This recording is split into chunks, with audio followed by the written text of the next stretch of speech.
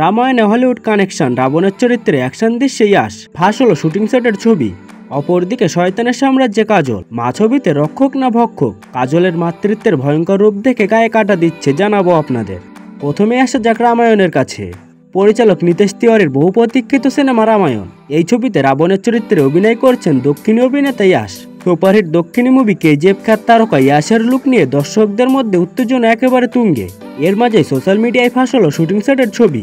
গতকাল রামায়ণের সেট থেকে বেশ কিছু ছবি ছড়িয়ে পড়েছে সমাজ মাধ্যমে, যেখানে হলিউডের লেজেন্ডারি স্টান্ট ডিরেক্টর গাই নরিস ইয়াশের সঙ্গে শট নিয়ে কথা বলছেন। মুহূর্তে ভাইরাল হয়ে যায় সেই ছবি।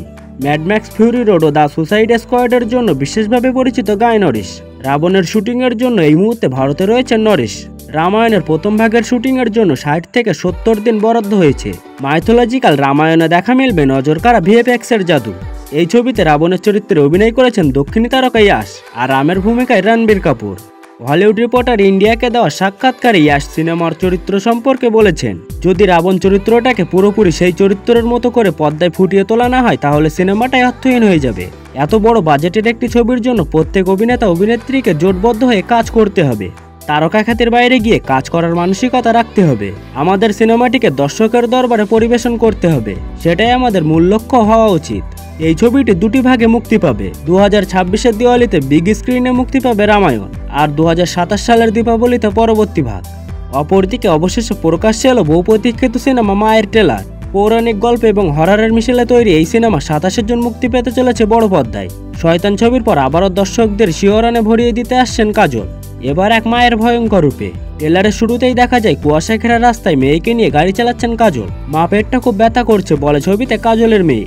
এই প্রথম পিরিয়ড হয়েছে শোনা, সামনে কোনো হোটেল পড়লে থেমে যাব, ঠিক আছে? সান্ত্বনা দিয়ে জবাব দেন কাজল। মা আর কতক্ষণ লাগবে প্রশ্ন করে মেয়ে। কাজল বলেন আরেকটু দেরি, তারপরই পৌঁছে যাব। ঠিক সেই মুহূর্তে হঠাৎ করে এক মৃতদেহ সজোরে এসে পড়ে তাদের গাড়ির উপর, যা দেখে ভয়ে কেঁপে ওঠে মা মেয়ে। এরপর তারা এক পুরনো হোটেলে পৌঁছায়। সেখানে কাজল সতর্ক করে বলেন, শ্রেতা এটা এক নতুন জায়গা, মায়ের অনুমতি ছাড়া কোথাও যাস না। কিন্তু মেয়েটি সে কথা না শুনে এক বিপজ্জনক পরিত্যক্ত স্থানে পৌঁছে যায়, যেখানে বাস করে এক ভয়াল রাক্ষস। সেখান থেকেই শুরু হয় মা মেয়ের আতঙ্ক ও রহস্যে ঘেরা লড়াইয়ের গল্প, যা নাকি এক রহস্যের দ্বারা অভিশপ্ত। এরপরে এক অন্ধকার শক্তি টেনে নিয়ে যায় কাজলের মেয়েকে জঙ্গলের গভীরে। সেই শক্তির বিরুদ্ধে যুদ্ধ ঘোষণা করেন মা।